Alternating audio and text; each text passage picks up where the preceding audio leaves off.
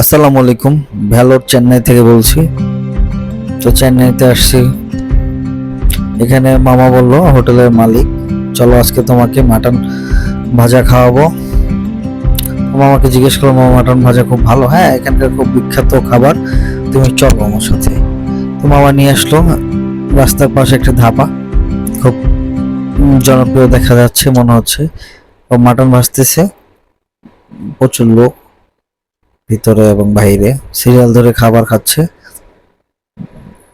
মামা বললো খুব সুস্বাদু হবে, হ্যাঁ দেখে মনে হচ্ছে ইনশাল্লাহ খুব ভালো হবে, সুস্বাদু খাবার। দেখা যাক কি হয়, খাবার পরেতে বুঝতে পারবো হ্যাঁ কতটুকু স্বাদ, কতটুকু ভালো লাগা। ও পাতার উপরে দেখা যাচ্ছে, পাতার উপরে খাবার দিয়েছে, পাতা আবার লাচ্ছি সেমাই দিয়েছে, আমাকেও দিয়ে গেল। চমৎকার পরিবেশনা, দেখা যাক কি হয়। খাবারগুলো মনে হচ্ছে খুব সুস্বাদু হবে ইনশাল্লাহ। ওকে, আল্লাহ হাফেজ।